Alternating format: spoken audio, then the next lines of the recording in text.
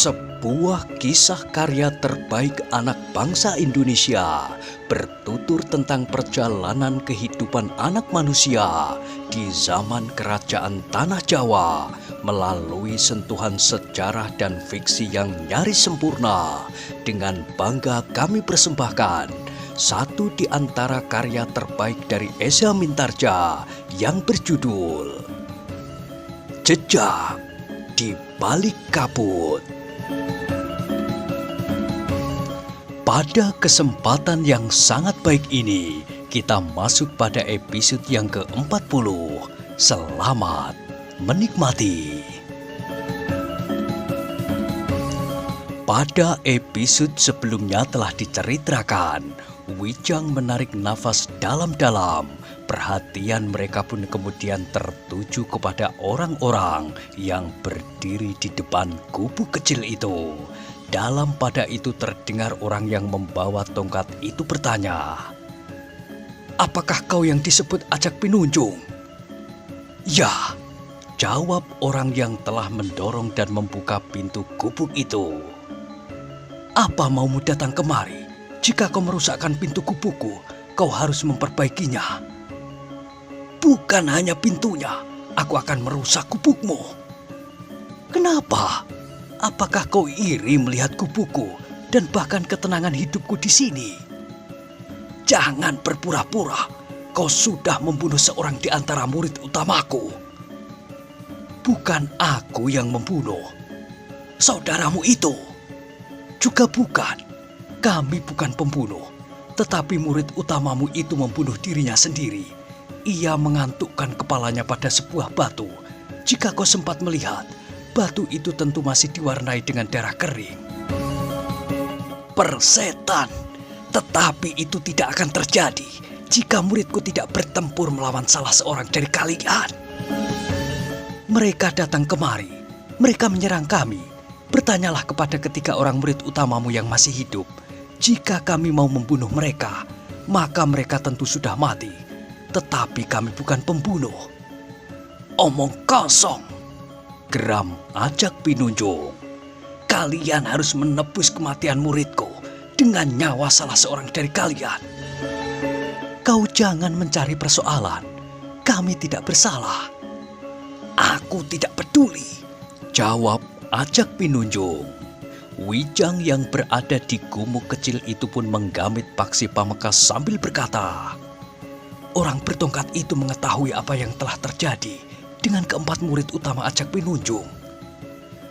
Rasa-rasanya tidak masuk akal." Wijang tidak menjawab. Keduanya pun semakin tegang ketika mereka mendengar Ajak Pinunjung itu berkata, "Siapa yang bertanggung jawab atas kematian muridku?"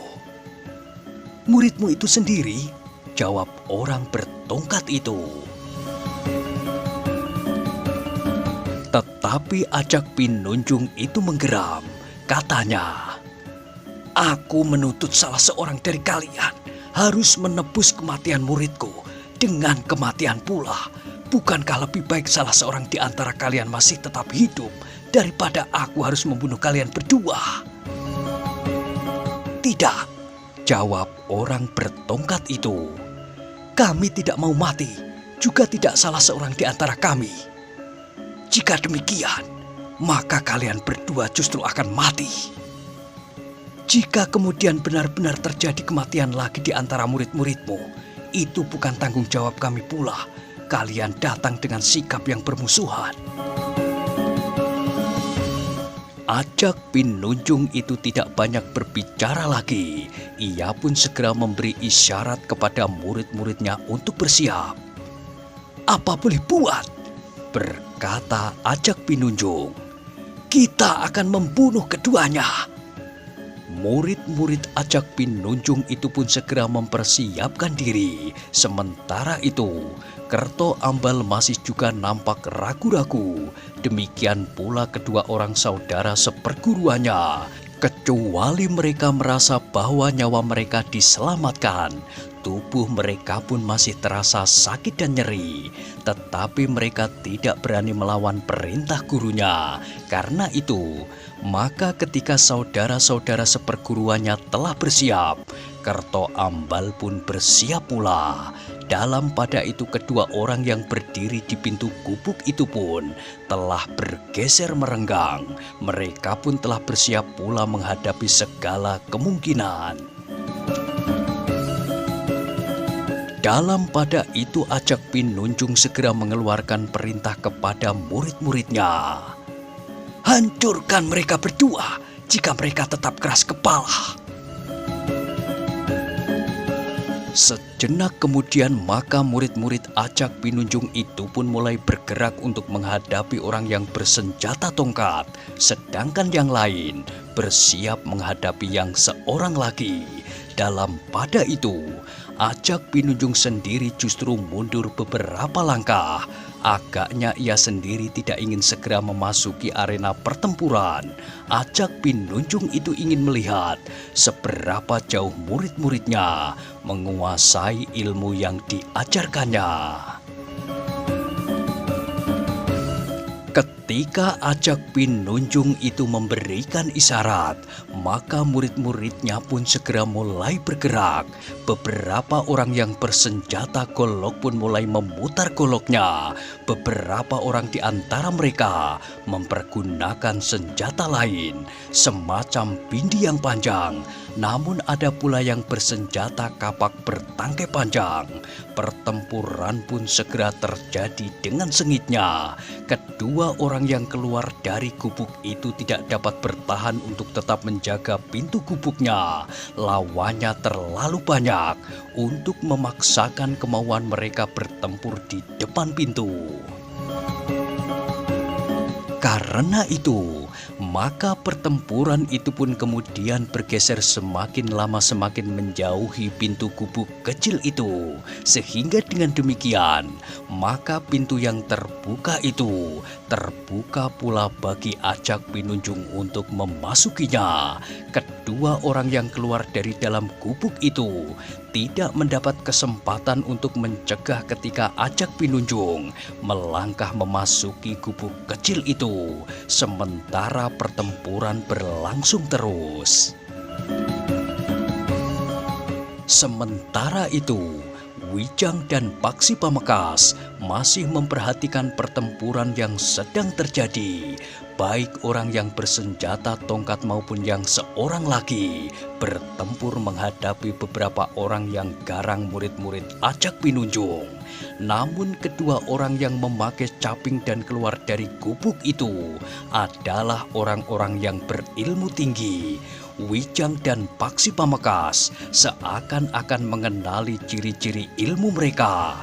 Seorang memiliki ciri ilmu sebagaimana Paksi Pamekasan, sedangkan yang lain memiliki ciri ilmu sebagaimana Wijang.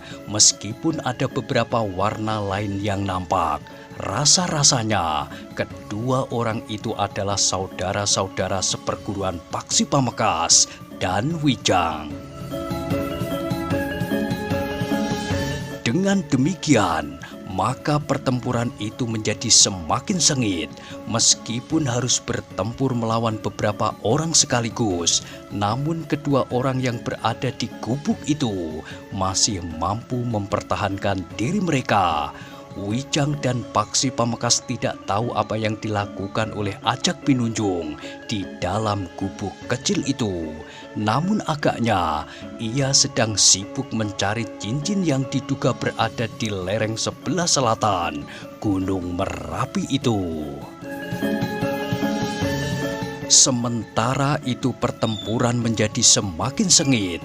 Setiap kali para murid dari perguruan Raja Malang yang mengepung kedua orang yang mengenakan caping itu harus berloncatan mundur, mereka mengalami kesulitan untuk mempersempit kepungan mereka. Bahkan kadang-kadang kepungan mereka itu telah pecah dan yang berada di dalam kepungan itu meloncat keluar dan berdiri di luar kepungan. Tetapi kedua orang itu tidak meninggalkan medan. Keduanya masih tetap bertempur dan orang-orang dari Raja Malang itu selalu berusaha untuk melingkari kedua orang itu.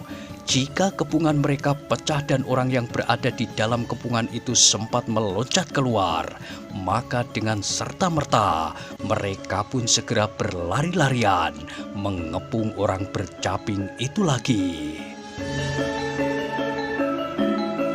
Dari tempat persembunyiannya, dengan landasan Aji Sabto Pandulu, Wijang dan Paksi Pamekasan mampu melihat seorang yang bercaping dan yang tidak membawa tongkat panjang itu juga bersenjata sepasang pisau belati. Sebagaimana Wijang, pisau yang wujudnya sederhana saja, tetapi keduanya tidak melihat apakah orang itu juga mempergunakan selapis pelindung pada pergelangan tangannya.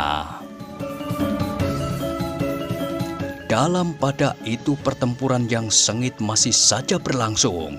Orang-orang dari perguruan Raja Malang itu bertempur semakin keras. Namun kedua orang yang keluar dari dalam gubuk itu berloncatan semakin cepat. Tongkat di tangan salah seorang dari mereka itu pun menyambar-nyambar dengan garangnya. Seorang yang mengepungnya terpelanting jatuh ketika tongkat itu menyambar tengkuknya. Seorang yang lain terdorong beberapa langkah surut. Namun akhirnya orang itu pun jatuh terduduk. Pangkal tongkat itu terjulur mengenai perutnya, sehingga rasa-rasanya isi perutnya itu akan tumpah. Sedangkan seorang yang bertempur melawan orang yang bersenjata pisau belati itu meloncat sambil mengadu tertahan. Pisau belati itu telah menyentuh bahunya, sehingga luka pun telah menganga.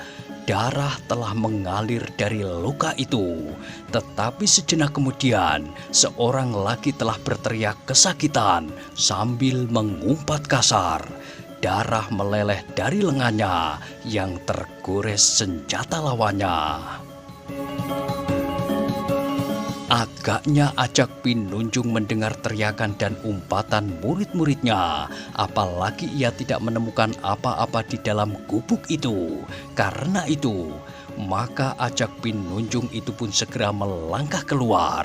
Di depan pintu ia berdiri beberapa saat. Diamatinya pertempuran yang sedang terjadi itu. Namun tiba-tiba saja terdengar ia berteriak, "Lepaskan orang yang memakai tongkat itu. Aku akan menyelesaikannya." Beberapa orang muridnya pun segera menyibak.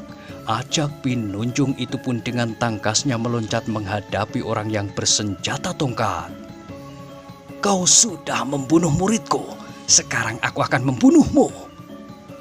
Orang yang bersenjata tongkat itu tidak menjawab, tetapi beberapa langkah ia meloncat surut. Ia tidak menghiraukan murid-murid Ajak Pinunjung yang mulai menjauhinya. Dengan suara yang parau ia menjawab, "Aku tidak membunuh muridmu. Muridmu yang mati di sini itu terjadi karena ulahnya sendiri. Aku akan mengampunimu jika kau dapat menyerahkan cincin itu kepadaku." "Cincin apa?" "Cincin istana itu. Sudah aku katakan, aku tidak tahu menahu tentang cincin yang kalian cari itu." "Jangan berbohong," geram Ajak Pinunjung. "Satu-satunya cara untuk menebus nyawamu adalah cincin itu. Aku tidak perlu mengulang-ulang keteranganku." "Bagus," geram orang yang disebut guru itu. "Jika demikian, kau memang harus mati. Saudaramu itu juga harus mati.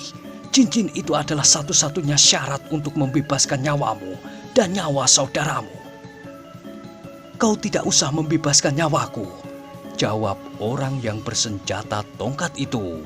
Suaranya masih tetap parau. "Karena aku sendiri akan membebaskannya. Demikian pula saudaraku." Ajak Pinunjung itu menjadi semakin marah. Karena itu, maka ia pun berteriak lebih keras lagi ditujukan kepada murid-muridnya. "Minggir! Selesaikan yang seorang lagi itu. Aku akan menyelesaikan yang ini. Aku sendiri yang akan membunuhnya." Murid-muridnya yang masih termangu-mangu segera berloncatan meninggalkan lingkaran di seputar orang bertongkat itu. Mereka beramai-ramai menuju dan ikut dalam kelompok yang bertempur melawan orang yang bersenjata sepasang pisau belati itu. Namun demikian mereka bergabung. 2 orang telah terlempar dari kepungan. Darah mengalir dari luka-luka mereka di dada dan lambung. "Marilah," berkata orang yang bersenjata sepasang pisau belati itu. "Semakin banyak kalian, maka akan semakin banyak pula korban yang jatuh." Yang menggeram adalah Ajak Pinunjung. Dengan suara melengking ia berteriak, "Cepat, bunuh orang itu. Kalian harus dapat membunuhnya lebih cepat dari aku." "Apa yang kau lakukan?" bertanya orang yang bersenjata tongkat. "Membunuhmu dengan caraku," jawab Ajak Pinunjung. "Kau tidak akan mempunyai kesempatan untuk hidup kecuali cincin itu." "Kau tidak perlu mengulang-ulang ancamanmu. Jika kau ingin bertempur, marilah kita bertempur." Ajak Pinunjung itu pun segera menarik pedangnya yang panjang. Sambil menggeram orang itu berkata, "Kau telah mempercepat kematianmu sendiri. Kau tidak akan mampu melakukannya." Tetapi orang yang bersenjata tongkat itu tidak dapat berbicara lebih panjang lagi. Ajak Pinunjung dengan serta-merta telah meloncat menerkamnya. Dengan sigapnya orang yang bersenjata tongkat itu menghindar. Namun sambil merendahkan diri, tongkatnya terjulur mengarah lambung lawannya. Tetapi Ajak Pinunjung itu dengan sigap menghindarinya pula. Dengan demikian, maka pertempuran pun menjadi semakin meningkat. Ajak Pinunjung semakin mengerahkan ilmunya untuk segera mengakhiri perlawanan orang bertongkat itu. Tetapi orang bertongkat itu tidak segera menjadi silau menghadapi ilmu Ajak Pinunjung yang garang itu. Sebagaimana seorang yang sangat yakin akan kemampuannya, maka Ajak Pinunjung itu langsung berusaha untuk menghentikan perlawanan orang bertongkat itu. Pedangnya berputaran, menyambar dan menikam dengan garang. Tetapi ternyata orang yang bersenjata tongkat itu cukup tangkas. Kakinya bagaikan tidak menyentuh tanah. Dengan tangkasnya ia meloncat, melenting dan bahkan berputar di udara untuk menghindari ujung pedang Ajak Pinunjung itu. Sementara itu putaran tongkatnya mampu menangkis, menepis dan membentur serangan-serangan Ajak Pinunjung. Ajak Pinunjung akhirnya harus menyadari bahwa ia berhadapan dengan orang yang berilmu tinggi, yang mampu mengimbangi ilmunya. Sementara itu di tangannya tergenggam senjata yang sangat berbahaya. Meskipun wujudnya tidak lebih dari sepotong kayu, namun tajamnya pedang tidak mampu mematahkannya. Dengan demikian, maka pertempuran antara Ajak Pinunjung dengan orang yang bersenjata tongkat itu menjadi semakin sengit. Ajak Pinunjung berloncatan menyambar-nyambar. Sementara itu orang bertongkat itu menghadapinya dengan ketenangan seorang yang melandasi kemampuannya dengan ilmu yang tinggi. Sementara itu, para murid Ajak Pinunjung masih bertempur dengan seorang yang lain yang keluar dari dalam gubuk itu pula. Kedua tangannya memegang pisau belati. Meskipun pisau itu tidak sepanjang senjata-senjata lawannya, tetapi pisau itu ternyata menjadi sangat berbahaya di tangannya. Beberapa kali pisau itu telah menyentuh tubuh lawan-lawannya. Seorang yang berjambang tebal telah terlempar dari arena pertempuran. Dadanya terkoyak menyilang meskipun tidak terlalu dalam. Senjata kapak di tangannya telah terlempar beberapa langkah. Orang itu masih berusaha menggapai senjatanya, namun darah terlalu banyak mengalir dari lukanya. Semakin banyak ia bergerak, maka darah itu pun menjadi semakin banyak mengalir. Karena itu, maka ia pun menyempatkan diri untuk merangkak menjauhi arena. Sejenak kemudian, maka diobatinya sendiri luka di dadanya itu dengan obat yang dibawanya. Sebagaimana murid-murid dari perguruan Raja Malang yang lain, maka orang berjambang lebat itu juga membawa obat untuk memampetkan darah pada luka-luka yang baru. Demikianlah, darah orang itu mulai mampet, sehingga ia mencoba untuk bangkit dan melangkah kembali ke arena sambil menyeringai menahan pedih. Seorang yang lain terdorong dengan derasnya menimpa orang itu, sehingga keduanya terpelanting jatuh. Orang yang berjambang tebal itu berusaha untuk dengan cepat bangkit. Didorongnya kawannya yang menimpanya sehingga berguling di sisinya.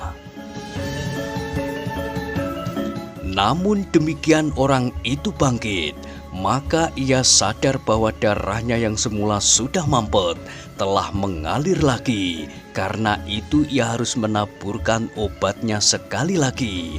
Kawannya yang menimpanya itu pun telah terluka pula.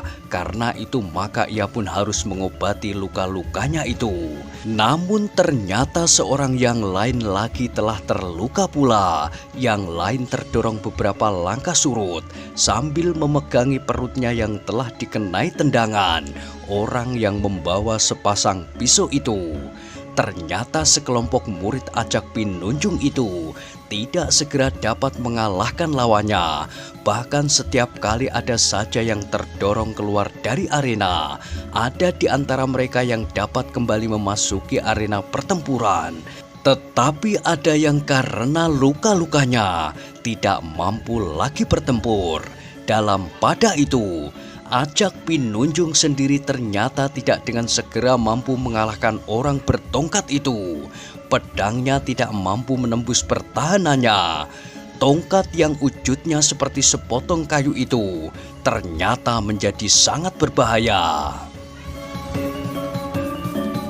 Beberapa kali tongkat itu mematuk pundak, lengan dan lambung Ajak Pinunjung. Meskipun bukan serangan-serangan yang menentukan, tetapi rasa sakit dan nyeri telah menyengatnya.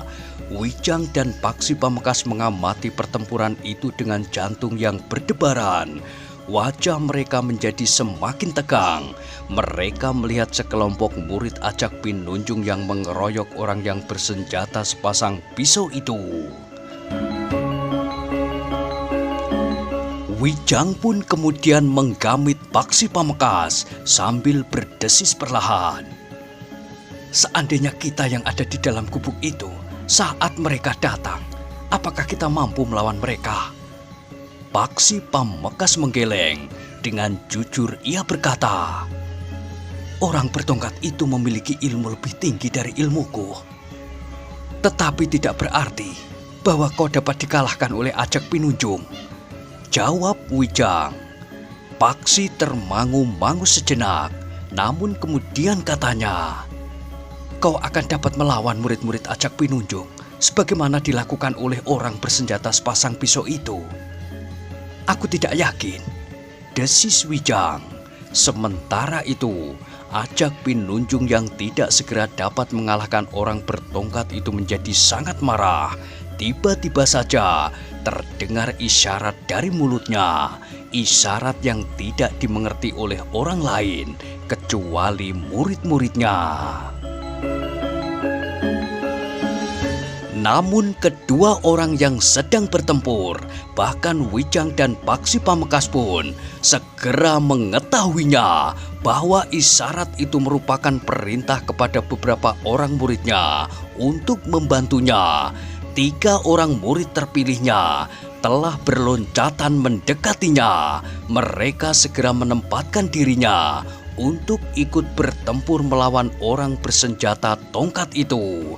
Dalam pada itu Kerto Ambal yang bertempur bersama saudara-saudara seperguruannya melawan orang yang bersenjata sepasang pisau itu masih tetap ragu-ragu.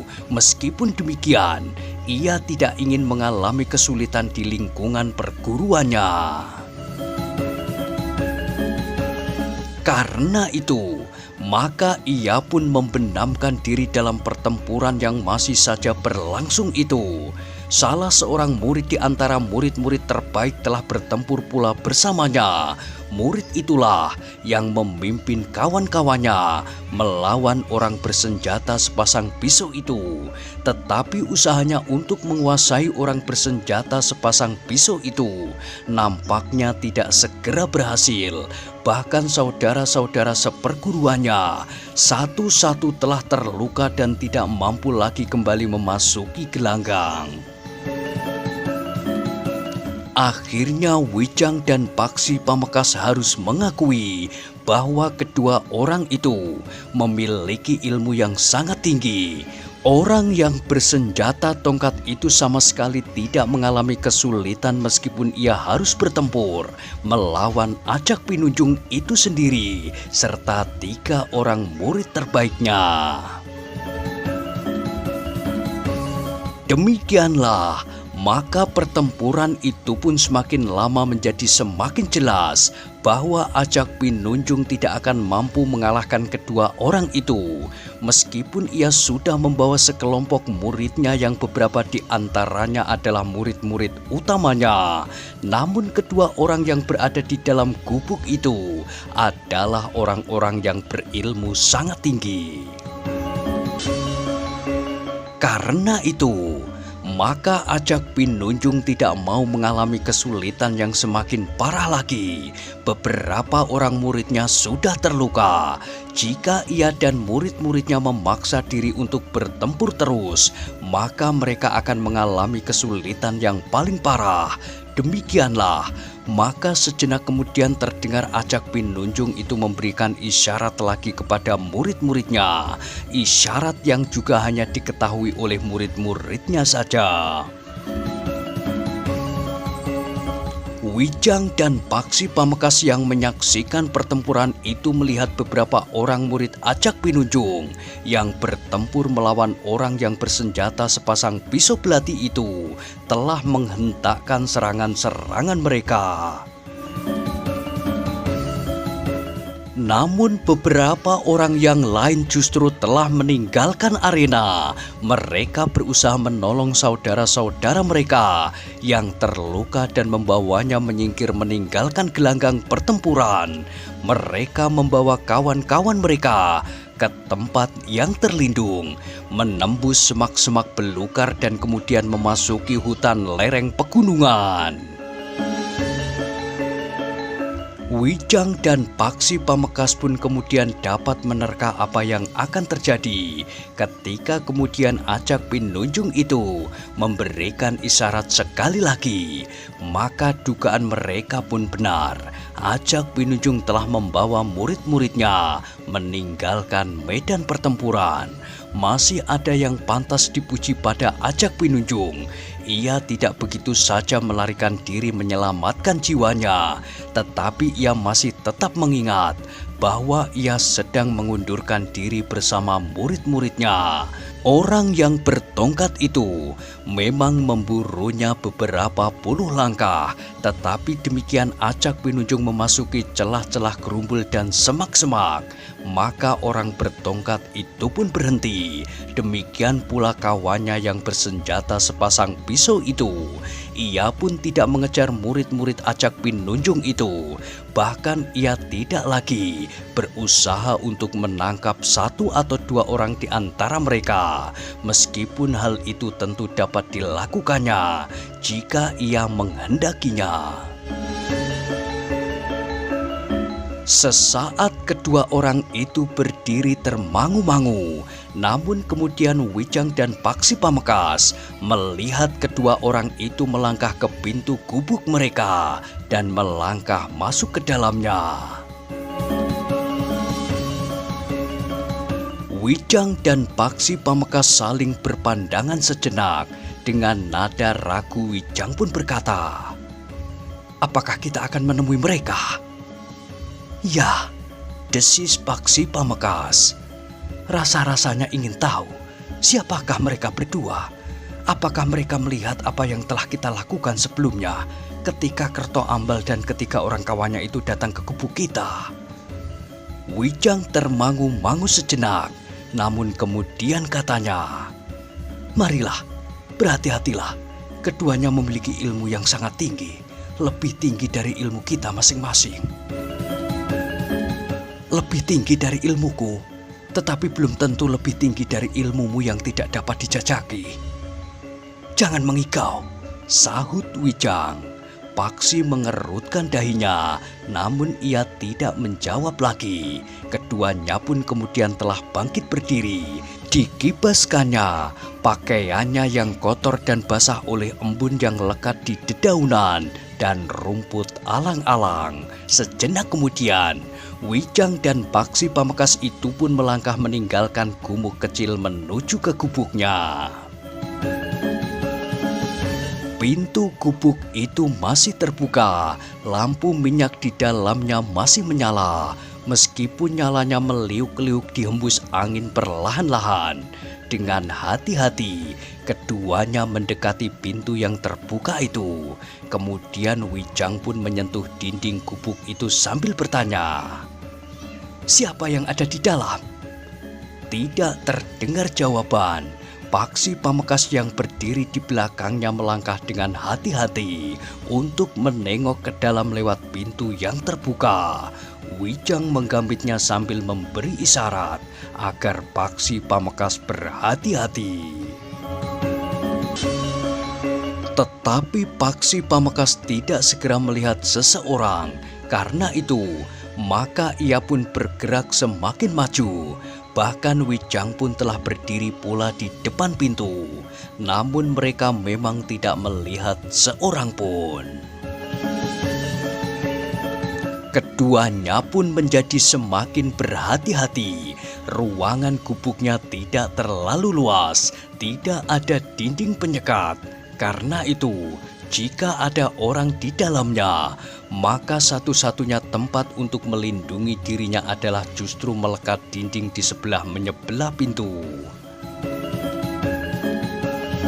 Karena itu, maka keduanya pun tidak langsung meloncat memasuki gubuk itu.